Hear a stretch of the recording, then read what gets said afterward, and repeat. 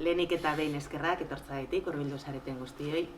Eta gaur hemen konbokatu zaituztegu azkenean Deustualdeko Berbaizu Euskara Elkarteak hamarkada berriaren plana aurkezteko.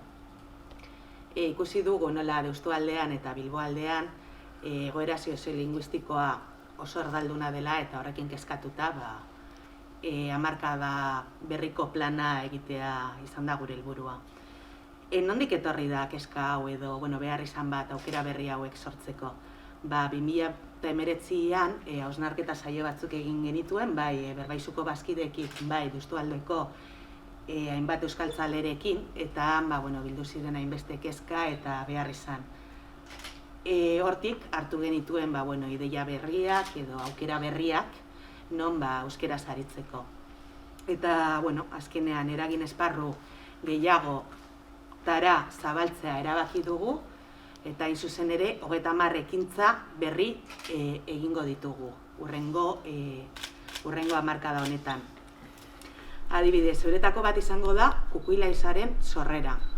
Hau da, euskerazko aisialdia Euskal Herria mailan osatu dena, osatu berria da, eta guk elkarlan bat edo bertan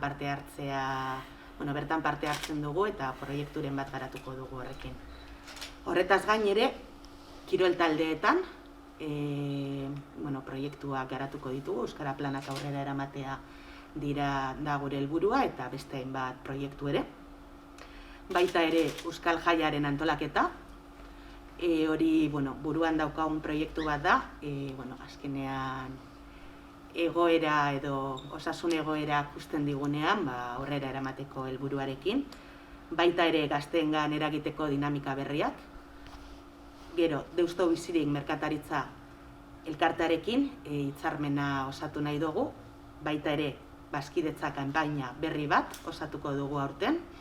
Eta azkenik, Berbaizu dendaren sorrera. Maitanek aipatu duen bezala erronka berriak mahaigaineratu nahi genituen eta kezketatik abiatutako hamarkadako plan bat da hau, martxan jarri nahi duguna eta gaur aurkezten dizueguna. Bai aipatuko dugula eta nabarmenduko dut, 6 eragin esparru identifikatzen ditugula gure Berbaizuren eragina zabaltzeko. 3 lan egiten genuen, atzean ikuste dituzuen hezkuntzan, aisialdian eta komunikazioan jada lan egiten genuen eta nahiko ondo funtzionatzen zuela esan dezakegu. Eta erronka handienak beste 3 berrietan, beste 3 eragin esparruetan etorriko da, direla kirola, kultura eta gazteak eta kalea. Kirolean, Maitanek aipatu du, Deustualdeko 5 talderekin lanketa berezi bat egin nahi dugula, eta Eusko Jaurlaritzak martxan jarriko duen 2021-2024 planarekin batera, ea kirolguneetara Euskara planak edatzea lortzen dugun, hori helburu.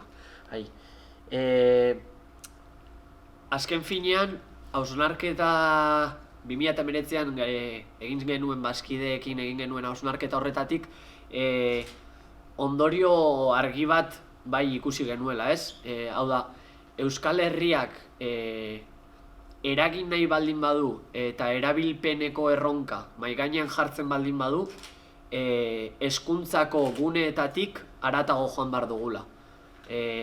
Hori mahaigainean jarrita eta hori hausnarketan aterata, erabaki genuen, gune desberdinetara zabaltzea dagokigola, Berbaizuri.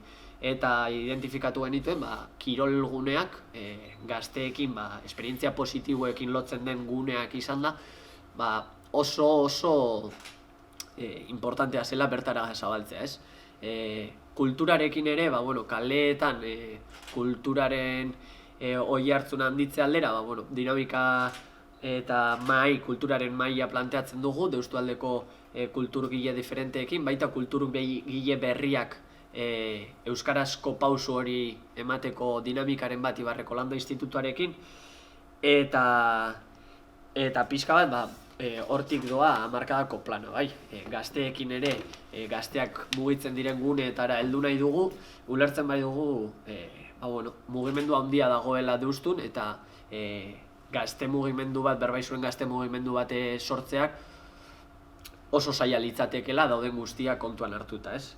Eta, bukatzeko mezu argi bat bota nahiko genuke, lehenengoa gazteeri, berbaisuren plan honetara, tren honetara igotzeko, Deustualdean gazte asko daude, eta gure mugak edo orain arte gure ateak nolabait pixkat mugatuta egon badira edo sentsazio hori transmititu baldin badugu, benetan ateak zabaldu nahi ditugula, gazte diferente askorengana heldu nahi dugula, euskarak batzen gaituelako lelopean, instituzioei euskararen normalizazio prozesuan lan egiten dugunon eskubideak bermatzea eta euskarazko proiektu berriak sustatzeko eskatzen diegu, batez ere Bilboko udalari, azken urteetan sinergia hori lantzen gabiz, baina hamarkada honetan berrindartu nahi dugu Bilboko udalarekin ditugun lan hitzarmenak eta handiagotu, ez? Eta baita gizartean trakzio lanak egin dezean, bai. Eta azkenik gizartearentzako mezua euskararen erabilera gora egin behar duela eta hori dela hamarkadako erronka, bai. Eta hori lortzeko berbaizuk Deustualdean euskarazko ekintzak plazaratzen jarraituko duela. Beraz, hamarkadako planarekin gure mezua guztiei helarazten diegula igotzeko trenera eta ea denok batera eragitea lortzen dugun.